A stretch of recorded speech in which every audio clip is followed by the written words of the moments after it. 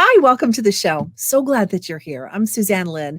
Wait till I introduce you to the next author. Her name is Karelynn A. Spacek, and she wrote the book called Queen of Swords, book one of the Stone Wielder's Legacy trilogy. Hello, Karelynn. How are you?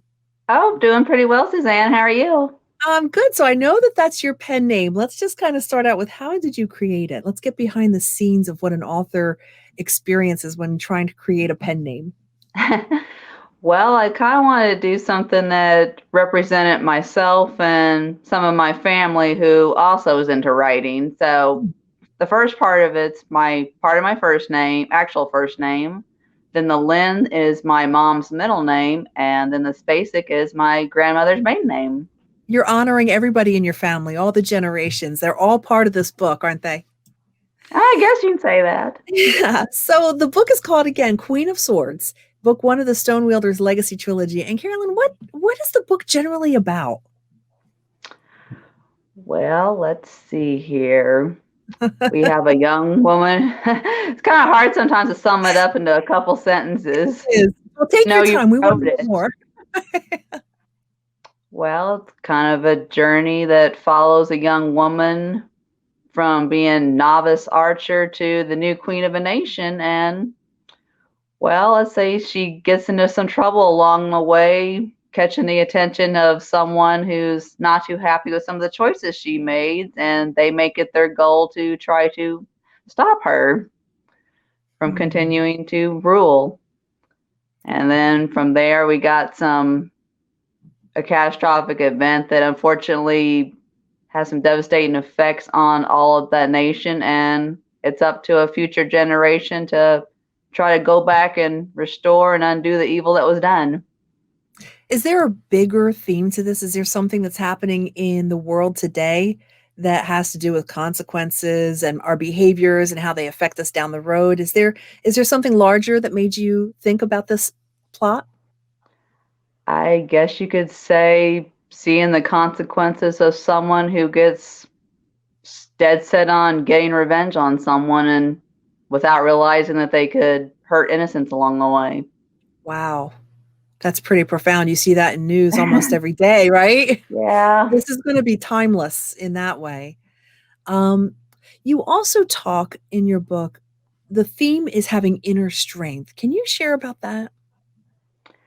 Well, I kind of touched on it in this first one. I'm going to go more in depth in the second one. The one main character, her name is Alex, and I do mention in a couple scenes that she had a traumatic experience in her past that was work related, and even though after a year, she's still kind of feeling the effects of that. And I even kind of touch on a scene that she's actually still carrying pepper spray with her, Oh, kind wow. of.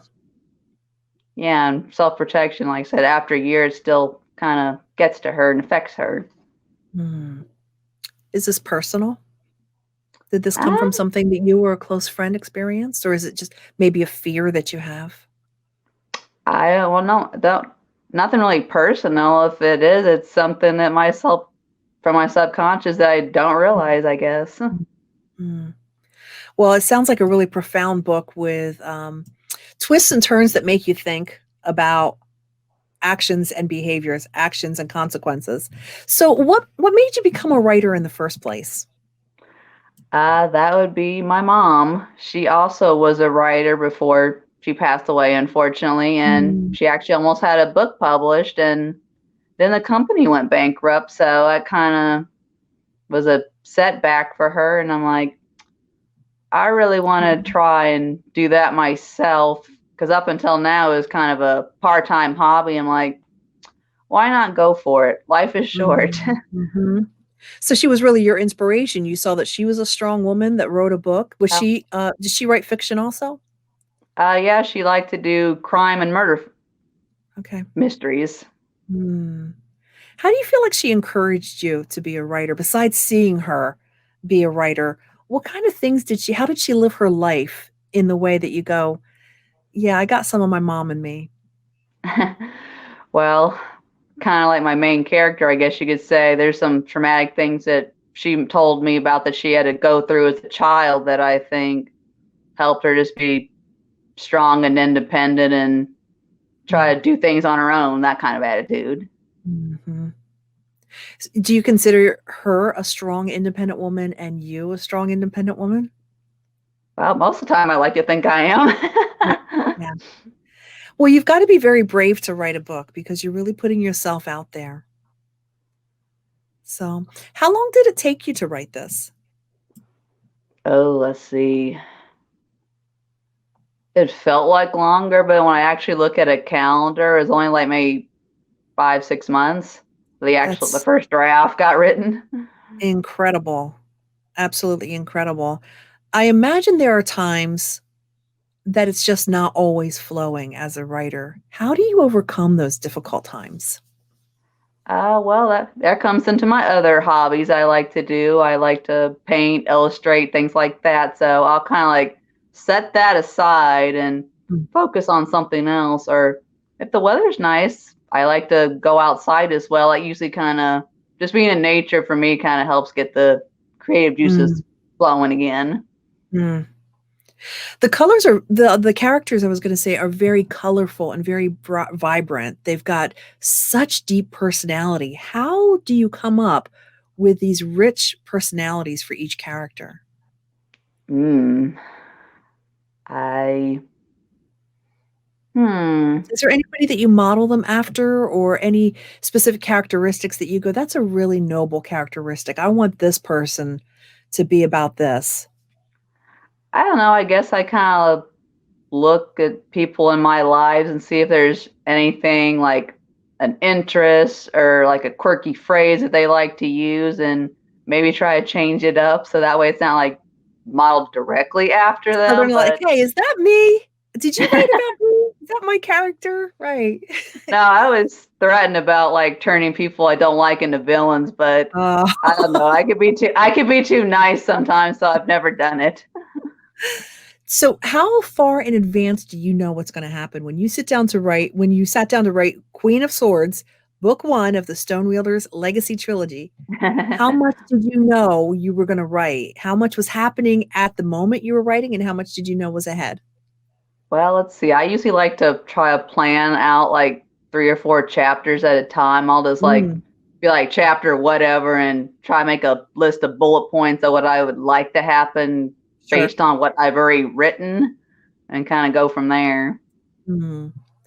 And your greatest sources of inspiration. First of all, your mom. What a wonderful way to honor her and her legacy. But what are some places you had said you love outdoors, but what are some other things that you do that just inspire you? Oh, well, hmm. Besides, I guess reading other book series kind of in the same genre, hmm.